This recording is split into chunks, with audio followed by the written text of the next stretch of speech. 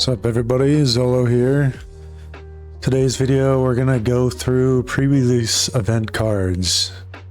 So we're gonna go over the rules, kind of what your general deck build should be, and then we're gonna go over specific cards that I think are probably the best to put in your deck if you pulled them.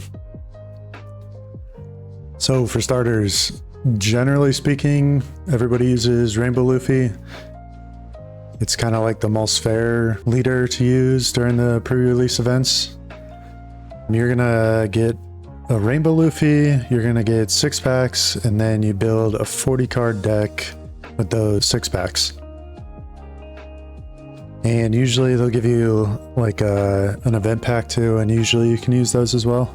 As far as leaders go, I would say if they're not locking you to Rainbow Luffy, I think the Red Sanji is kind of like the only other leader that's just really good. If they're not locking you, everybody's going to be using the Red Sanji, and the Red Sanji is just insanely good because you can just turn vanillas or a lot of different cards into rushers, and that's just insanely good. So next we're going to talk about what your deck composition should generally be. I'm going to switch over. So this is what I think your deck composition should generally be. You want to put in at least 12 2Ks. If you pull more, there's a scenario where maybe you don't have enough events or enough good cards that are not vanillas or blockers. And so you could potentially put in more than 12 2Ks. I think 12 2Ks is the sweet spot though. As far as blockers go, generally you're going to put in as many as you pull. It's usually around 12. Sometimes it can be less, sometimes it can be a little bit more. Blockers are super important in this format because a lot of the game plan when you're doing this is you're going to be playing for board most of the time. So blockers really help with dealing with board control. Next, vanillas. Vanillas are very strong in this format. A 4-6 or a 3-5 are just very strong cards for the format. And even if it's like a 4-5, that's a 2K, that's still a good card to put in your deck because it's a 2K, it's vanilla. It's got decent stats, but it's also a 2K. So usually you're going to put as many as you can into your deck. And if you do have just like an insane amount of vanillas, I would generally pick even or odds, because what you can do is then you can kind of narrow down what you want your curve to be. So then the rest of the deck is going to be these cards that I'm about to mention, and then events that you think are good. I was looking through the events in this set. I don't think there's too many that are super great, but counter events are not bad that also have effects that are usable. So let's get into the cards. First up, we have this 8 cost 10k Edward Newgates. Your turn, your leader gains double attack and plus 2k power. On play, you may reveal 2 cards with the cost of 8,000 power or more.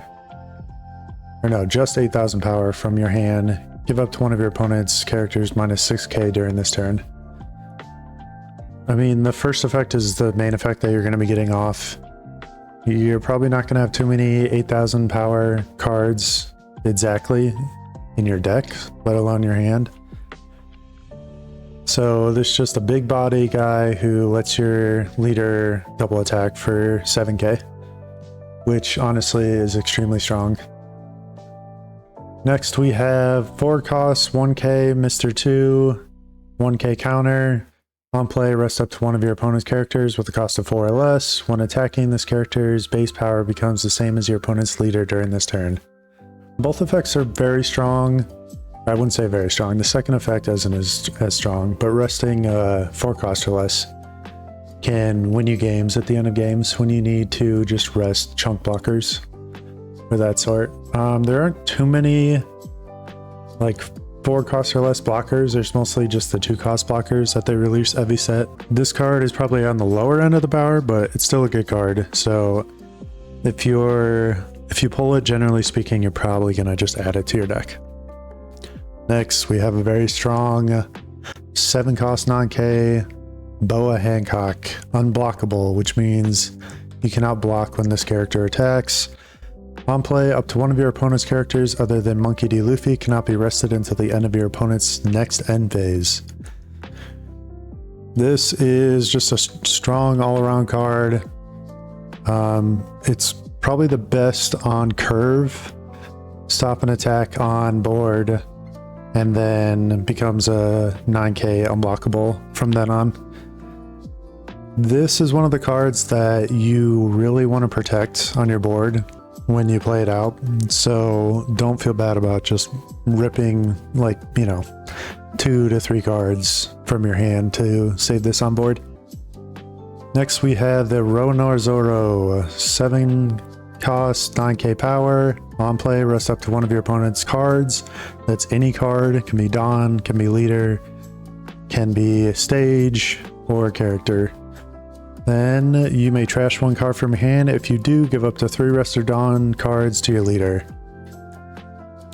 So the first effect, extremely strong. You don't have to trash a card unless you want the 3 rest of Dawn.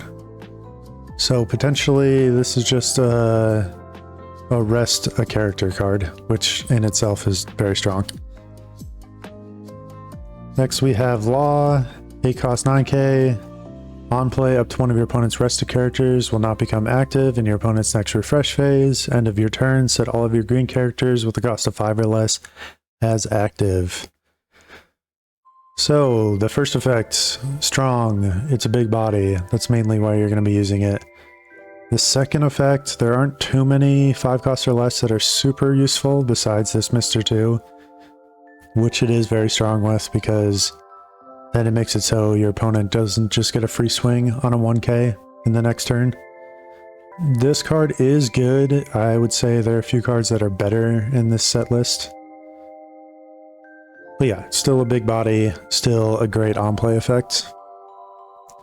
Next we have the 2 cost 2K, 1K counter, Mr. 1. Dawn times 1, your turn. If you have 5 or more cards in your hand, this character gains plus 3000 power. On play, draw 1 card. This is a card that if you play it out on your 2 Dawn turn, this is extremely strong, because you're almost certainly going to have 5 or more cards in your hand. So you're going to be swinging 6K on your very next turn with a Dawn, and it also has draw, so generally a pretty good card. And then we have the Mr. 2, which is kind of the same effect. 2 cost 1K. On play, draw 1 card. Dawn times 1. When attacking, this character's base power becomes the same as your opponent's leader power during this turn. So if you're using the Dawn times 1, you're always going to be swinging 1K above your opponent's leader. And it's also another draw 1, which is very strong. Especially in this format, because drawing is very powerful in this format because it's kind of lower powered in general. Next we have the 4 cost 5K, 1K counter, Mr. 3.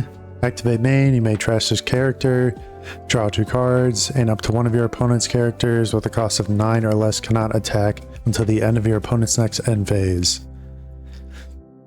So this card, one of the stronger ones in the set as far as pre-release goes.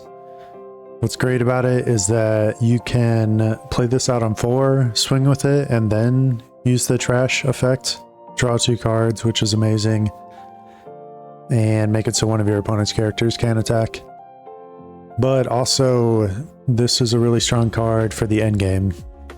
If you're trying to survive, you're down to 0 or 1 life, you get to draw 2 cards, potentially draw into some counter, and then one of your opponent's characters can attack.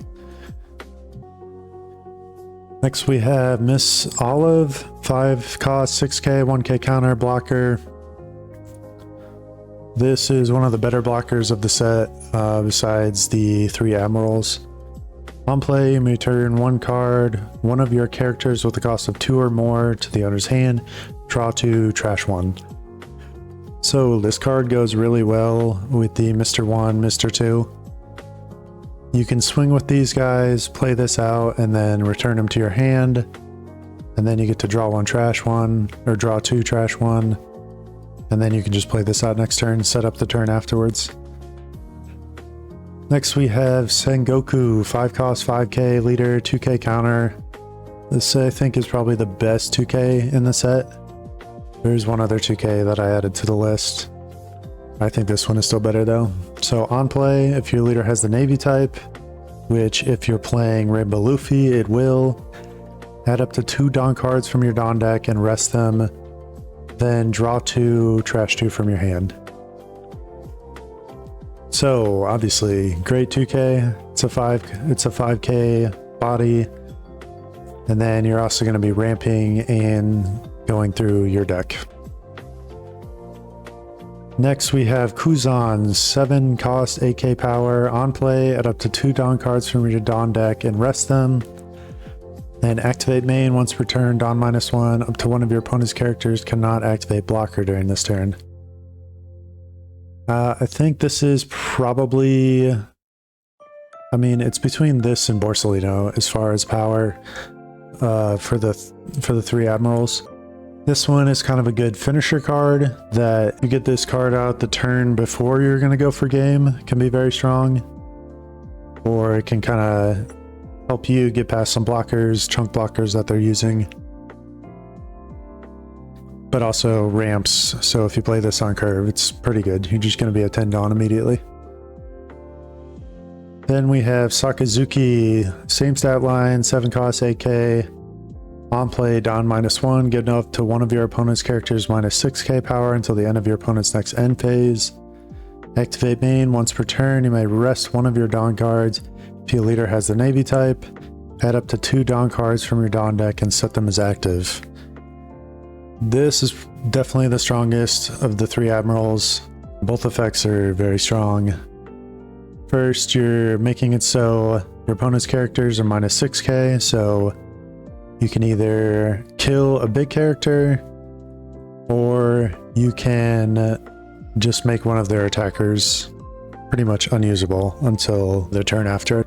And then the activate main, you get 2 standing Dawn for resting it on, so you're +1. And you basically, it's ramp, and it also can leave up some Dawn for a card or an event. So then we have the Borsalino, same stat line, on play, add up to 1 Dawn card from your Dawn deck and set it as active, and add 1 additional and rest it. So on play, you're ramping 2 Dawn, one of them's active. And then end of turn, Dawn -2, set this character as active. Then this character gains blocker until the end of your opponent's next end phase. So I will give a little caveat with all these Dawn minus cards. You don't want to overuse your Dawn minus depending on your hand, because you don't want to Dawn minus and then not be able to play a big body like this new gate out the next turn. But I would say this is a very strong card because you're ramping 2 immediately, you get 1 active for no cost. And then what you can do is you can attack with it and then Dawn -2 to make it a blocker and activate it again. And then next we have probably the strongest card. So if you pull these, just play as many as you can. It's a common, it's super strong. Hope that you pull 4 of these and you can put 4 of them in your deck. We've got the Magellan, 8 cost, 10k, good body. On play, if your leader has the Impel Down type, so you'll need to play this with the Rainbow Luffy if you want the first effect. Your opponent returns 1 Dawn card from their field to their Dawn deck. So potentially they're not going to be playing like a 10 cost next turn. Or sorry, 9 cost next turn. If you play this out on 8. And then the real best part about this card, the on KO effect, your opponent returns 4 Dawn cards from their field to their Dawn deck. So basically, it's a massive hit if they want to kill this. And it's a big body, so chances are they're going to want to kill it at some point. They just need to figure out a good time to do it. This is super strong. Like I said, it's a common, so you're going to be seeing it a lot. I would generally try. This is why I think that the law is good, because it'll make it so this can't attack. But also the Boa Hancock and the Zoro are going to make this very strong. Or I guess not the Zoro, but the Boa Hancock is going to help with this card. Next we have the 4-cost 5k, 1k counter Ace. On KO, your opponent trashes 2 from their hand. Activate main. Once per turn, give up to 1 rested Dawn card to one of your Land of Wano type leader or character cards. So generally it's going to be to your leader. I don't think I have any other Wano cards that are very strong. There's probably some vanillas though that you can put this onto. But it's just another decent body that they're not going to want to KO, because cards in hand is a very important part of the pre-release meta. So this, when you get it out on curve, is going to be super strong, because you're just going to constantly be having this character on board, and then because they don't want to kill it, generally you're going to be getting the activate main off every turn thereafter. Next we have the 3-cost 5k Jesus Burgess. On KO, add up to 1 card from the top of your opponent's life cards to the owner's hand. Trigger, you may trash 1 card from your hand to play this card. This is just a good body. It's got a good on KO effect, so it's going to stick to the board because people aren't going to want to kill it. The only time people are going to want to kill it is if they're at 0 life. So if you get this out on turn 3, I mean, you basically just get a 5k body for the rest of the game. Next we have the 4-cost 3k, 2k counter Devon. This is the only other 2k that I put on this list that I think is very strong. So if you pull these, definitely use them. When attacking, select up to one of your opponent's characters. This character's base power becomes the same as the selected character's power during this turn. Trigger, draw 1 card and play up to 1 Blackbeard Pirates type character with a cost of 1 from your trash. The trigger isn't that great. If you really need to draw a card, you can play this out. But this is for if your opponent plays like a big body, like this Newgate.